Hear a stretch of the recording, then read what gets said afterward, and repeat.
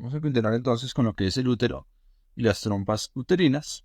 Vemos acá entonces la forma del útero. Vemos que tiene un fondo, vemos que tiene un cuello y tiene una porción donde se adelgaza que conocemos con el nombre de el istmo del útero como tal. Vamos a ver que como porciones, digamos, del órgano como tal, vamos a tener un endometrio, vamos a tener un miometrio y vamos a tener un perimetrio. También va a estar alojado gran parte del contenido muscular y seroso de este órgano. Esa es la cavidad donde se implantaría el óvulo fecundado y esa cavidad está en comunicación directa con lo que son las trompas uterinas. Esas trompas uterinas van a tener una porción intramural, que es esta pequeña que estamos viendo acá, en la parte interna del útero. Después van a tener una porción que se llama el istmo de la trompa uterina. Van a tener una porción que se llama la ampolla. Ustedes ven que se dilata un poco dilatación. Y finalmente van a tener el infundíbulo, que va a terminar con las fimbrias, que son estas salientes que ustedes ven ahí, como estos vellitos. Y una de esas fimbrias va a estar en contacto con el ovario y se va a llamar la fimbria ovárica. Esta es más o menos la organización de la trompa uterina. Vamos a ver después que ella va a estar colocada sobre el ovario, lo que va a permitir de alguna manera que cuando el óvulo ha sido liberado del ovario, pues pueda ser captado a través de la trompa uterina. Vemos como el cuello uterino, como ya hemos dicho en la parte anterior, pues va a estar en contacto directo con la vagina y va a estar relacionado pues directamente con ella. Va a tener un orificio en la parte externa que se conoce como el orificio cervical externo y un orificio en la parte interna que se conoce como el orificio cervical interno. Y estos pliegues que se llaman los pliegues palmeados, que parecen como si fuera una palma, en la porción, digamos, interna de lo que es el cuello uterino. Vemos acá ya su disposición sin el corte y vemos que este útero va a tener unas prolongaciones o unas salientes, las cuales procluyen o protruyen de él en la parte superior, como habíamos dicho ya, la trompa uterina, y aquí en la parte posterior, esta es una vista posterior del útero, vamos a tener el ligamento propio del ovario, o también conocido como útero ovárico. Vamos a ver que por ahí discurren las ramas ováricas de la arteria uterina y también las ramas destinadas a la trompa uterina. Después tenemos acá, hacia la parte inferior, este pliegue que es el pliegue por donde está pasando el uréter. Y aquí vemos un pliegue que es un ligamento, que es el ligamento uterosacro, que van a delimitar un fondo de saco que se conoce como el fondo de saco rectuterino o fondo de saco de Douglas. Este ligamento ancho que está alrededor del útero va a tener varias porciones. A esta la vamos a llamar el mesometrio, a la que está cerca a lo que es el ovario la vamos a llamar el mesoovario, y la que está relacionada con la trompa uterina la vamos a llamar el mesosalpinx. Como son mesos, vamos a ver más adelante que van a estar relacionados con la irrigación de estas estructuras que hemos enunciado. La otra prolongación que debemos tener en cuenta es esta que va a salir por la parte anterior del útero. Siempre ubicanla porque siempre está por la parte anterior y es el ligamento redondo del útero. Ese ligamento redondo va a implantarse en los labios mayores y va a ayudar a la posición, recordemos que habíamos dicho, de anteroversoflexión del útero sobre la vagina y sobre el cuello uterino. Nuevamente acá vemos lo que son las trompas uterinas, específicamente el istmo de las trompas uterinas, el ligamento propio del ovario o útero ovárico. Vemos acá el fondo de saco de Douglas, este espacio que estamos acá también se llama el fondo de saco recto uterino, los ligamentos uterosacros delimitándose ese fondo de saco. Y aquí vemos los vasos, las estructuras que van a llegar con el ligamento suspensorio del ovario, que ya lo vamos a ver cuando damos el ovario, que son la arteria y la vena ovárica. Vemos entonces nuevamente una vista posterior.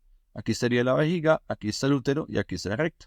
Aquí hay otro fondo de saco que es el útero vesical, que no tiene nombre, o sea, no tiene epónimo, pero que también es importante como sitio de declive de ese peritoneo o esa relación del peritoneo con el útero. Recordamos entonces nuevamente que la arteria uterina es una rama directa de la arteria ilíaca interna o hipogástrica y que esa arteria uterina va a, después de venir en un sentido transversal, se va a volver horizontal y va a venirse en forma de, digamos, como ligeramente en forma de, va a ser redondeada sobre sí misma, ¿sí? Va a tener esta forma y eso le va a permitir que cuando el útero crezca de tamaño, pues ella también se pueda estirar. Y hay que tener en cuenta la importante irrigación que va a tener esta arteria uterina en el momento del embarazo y del parto, ya que un sangrado a este nivel pues, representa un sangrado importante que puede poner en riesgo la vida de la paciente. Además, Lo otro muy importante que deben tener en cuenta siempre es el cruce que tiene esta arteria uterina con el uréter en su paso, en su dirección hacia el útero, y eso es una relación importante que siempre se debe tener en cuenta en momentos o en ocasiones cuando hacen una histerectomía, pues la afectación del uréter pues, puede generar consecuencias importantes en el funcionamiento normal de este sistema. Además de eso, recordar que esta arteria uterina también puede dar unas ramas, como habíamos dicho, que pueden dirigirse hacia el ovario y unas ramas que van a dirigirse también hacia las trompas uterinas. Aquí la vemos en otro corte, nuevamente vemos entonces como tanto la arteria como la vena uterina van a estar relacionadas con el uréter y como esa arteria una vez llega acá en forma de resorte se vuelve nuevamente resorteada, sube paralela al útero y finalmente da sus ramas para la trompa uterina, ramas tubáricas, que generalmente son las ramas mediales de la trompa uterina y da algunas ramas para el ovario. Generalmente el ovario también tiene su arteria ovárica, pero en algunas ocasiones podemos notar que la arteria uterina da la principal irrigación al ovario.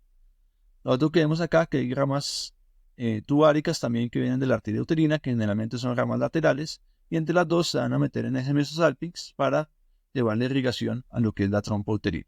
Y el mesovario va a llevarle irrigación a lo que es el ovario. Recordemos algo importante de ese mesovario, es que ese peritoneo no cubre por completo al ovario y lo va a dejar o le va a permitir que este ovario sea un órgano intraperitoneal, es decir, que esté dentro de la cavidad peritoneal. Aquí abajito vemos acá la arteria vaginal, en este caso saliendo como rama directa, y vemos como esa arteria vaginal también pues, va a dar unas ramas, unas anastomosis entre ellas, y a veces hablan de esta arteria ásigos vaginal, es decir, ásigos significa impar, que se forma de esas anastomosis entre las dos arterias vaginales. En cuanto a lo que es el drenaje linfático, vamos a ver que el fondo del útero va a estar drenado principalmente por ganglios paraórticos.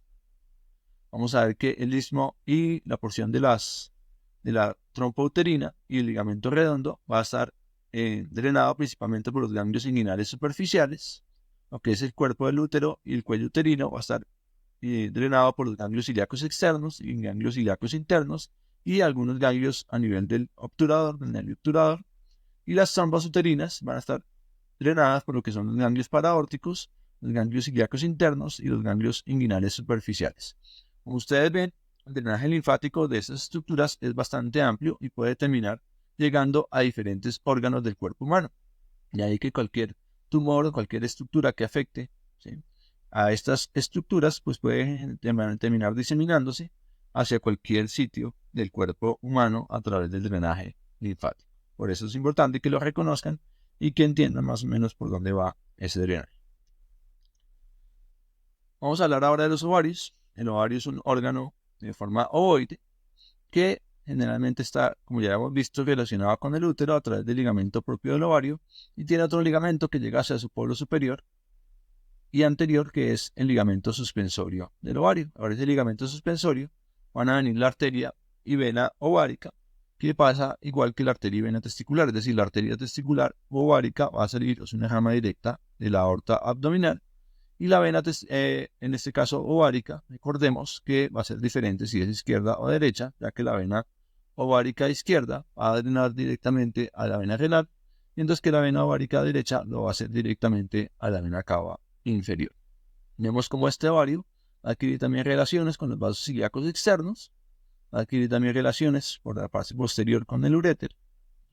Eso cuando pues, estamos hablando de una mujer joven, generalmente este ovario va a estar ubicado en esta región que se llama la fosa ovárica. Aquí vemos el ligamento redondo del útero y vemos cómo pues, efectivamente este útero está en posición de antero versus flexión. Aquí vemos el ovario, vemos cómo la trompa lo va a envolver a través de su mesosalpinx y va a caer encima de ese ovario y que dentro de ese ovario podemos encontrar folículos primarios, secundarios o cuerpos albicans o cuerpos amarillos, ¿sí? Y que se nos puede indicar en qué momento el ciclo menstrual pues, puede estar este ovario. Aquí vemos algo de este mesovario, como ya hemos dicho, no lo cubre por completo, y vemos algo del mesosalpinx que va a cubrir a lo que es la trompa uterina, y acá vemos algo de ese mesometrio que ya habíamos hablado.